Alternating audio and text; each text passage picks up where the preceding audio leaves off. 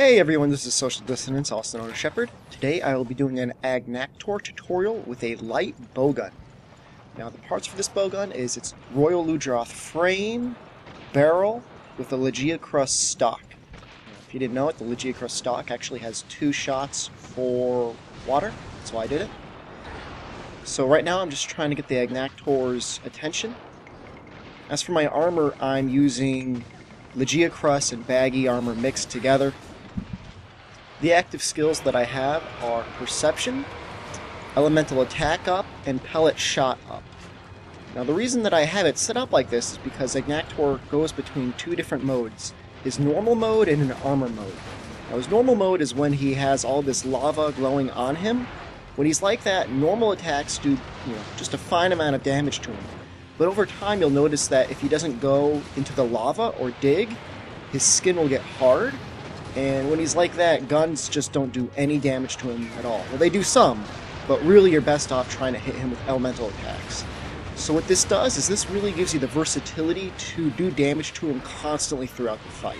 Now your strategy with him, like it is with all guns, is just try to get out of the way of any attacks, and when he's attacking, just take advantage of it.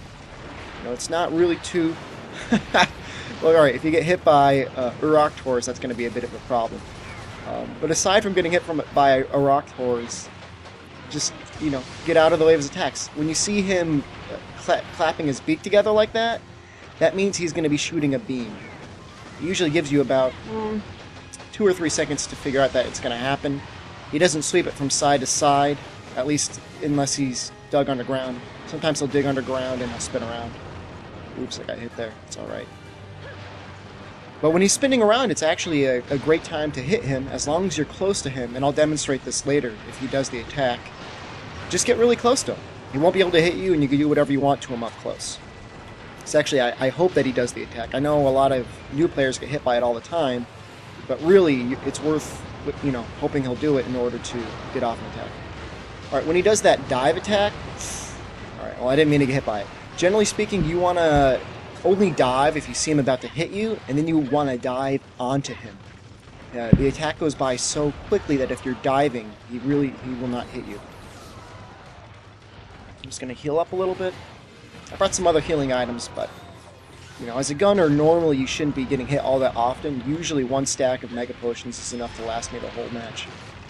Okay, just like Diablos, he is weak to Sonic Bombs, so whenever he digs and he's not in Rage Mode, I don't know if he has to be in Rage Mode or out of Rage Mode. All I know is that I try to Sonic Bomb him whenever he's digging, and I think I'll have enough time to hit him with it. Just go to town on him. Pellet shots do a ton of damage. Pellet shot level 2, it does 5 damage times 4. In comparison, normal level 2 does 12 to just one shot. Dive over his body. No, I don't want people to say, how does that damage work? He's got 5,000 life. Well, there's a pretty complicated formula that you can look up on Game Facts. But just know that, base comparing normal 2 to pellet 2, that normal 2 should do more damage, especially if you hit with all the shots. Now, really, you should only be using it offline, because online you can hit your teammates. But the important thing to know is that the skill pellet shot up, as compared to normal shot up, gives you a greater bonus to your damage. And so if you have the ability to use pellet shot without hitting your teammates, you probably should. Okay, so as you can see, he's in armor mode here. So I'm hitting him with water shots because pellet shots just wouldn't do too much damage. I'm not really aiming for any area in particular. I probably should be aiming for his beak and his chest. So I think those would probably take the most damage. At least they're on fire. Okay, I think that was because I hit it too late. Could be that, could be because he just couldn't be Sonic then. Yeah, the fodder enemies are really the enemies that hit you most often with your gunner armor. They don't really give you any relief, do they? Yeah, they're the ones that you have to watch out, really, even more so than the main boss. Because, with the main boss, you're always looking at him, you're always looking at his attacks, you know when he's going to do things. It's the enemies attacking from off-screen that are usually my biggest downfall. Okay, so he's going to do his little spin attack. If you're right next to him, he cannot hit you. But you can hit him, so as you all know, I enjoy using bombs. So I got off 2 large barrel bomb pluses there. That should be a a decent amount of damage. Certainly more damage than 1 clip of pellet level 2, at least so I think. I do not have bomber on this set, so it's tough to say. So I already broke his beak. Somebody posted in my comments that they were having a really hard time breaking his beak. I mean, with pellet shot level 2, I wasn't even really aiming for his beak so much. I was just kind of like firing at him. You'll break it fairly easily.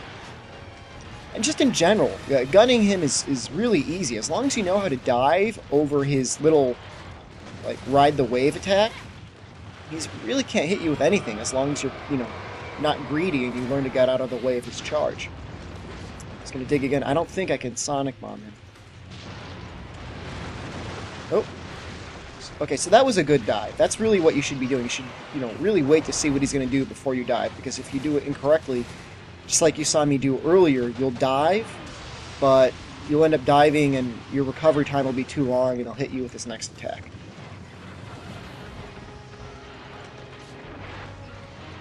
Alright, I'm almost out of pellet shot. The important thing is just to make sure that you always have enough shots to, 1, you want to be able to kill the enemy, but 2, you want to reduce the amount of combination materials that you're going to use over time. You can buy water shots and pellet shot level 2 from the vendor lady. So you want to be able to use up all the shots that you have first, really, before you start going crazy in combining items.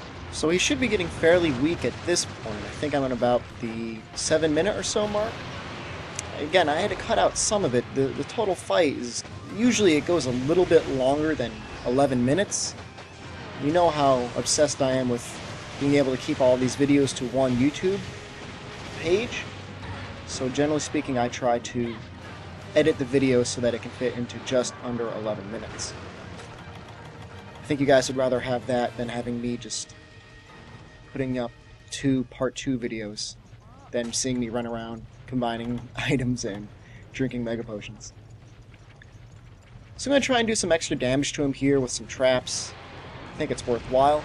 He's in his armor mode, so I'm going to get out water and dive out of his attack. Again, you may know my strategy from hearing my other videos, but generally speaking, you're better off evading the attack and not getting your own attack off than getting hit by it, rolling around on the ground, and then chugging more mega potions. If you're looking to beat monsters quickly, that's really going to be the main strategy that you have to learn to really reduce your times, is learning how to just not get hit. Once you have that down, getting in your own hits suddenly becomes a lot easier. Especially with the bowgun. Oh, hey. Well, that might have been a good thing that he hit me with that small barrel bomb. I think it actually helped me evade his attack.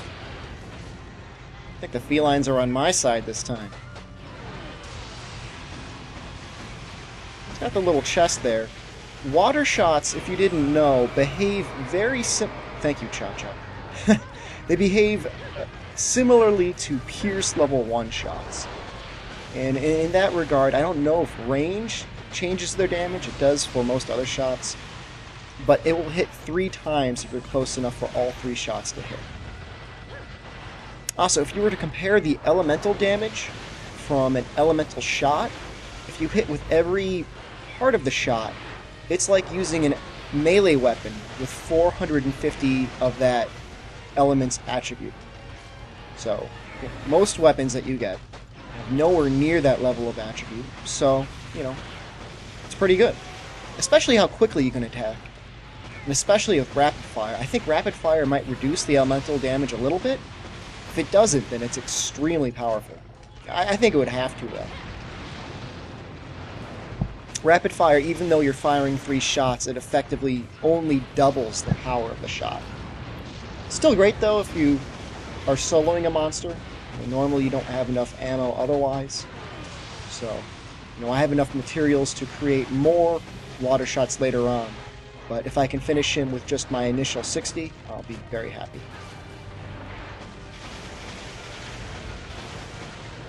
He seems to run a lot. I've never really fought a monster that's run this often in 11 minutes, but what are you going to do about it? Again, I get the feeling that he's very weak. I mean, at this point, I've really unloaded just an absolute ton of ammunition on him. And with the skills I have, the damage I'm doing to him is greatly increased. I think it would be interesting to do a similar run, but using full Rathalos armor, because I'm not sure how much the extra damage you get from Rathalos would matter, but certainly it would affect both Pellet and Elemental. Okay, so he's weak, I'm just going to trap him. And that's that. So in any case, I hope this tutorial here shows you, really what strategy you want to be using with Agnaktor. I mean, there's something to be learned from melee weapons too, is try to avoid his beam attacks, wait for him to be distracted, then go to town on him. In any case, it took about 14 minutes. Until next time, good luck, and have a good hunt.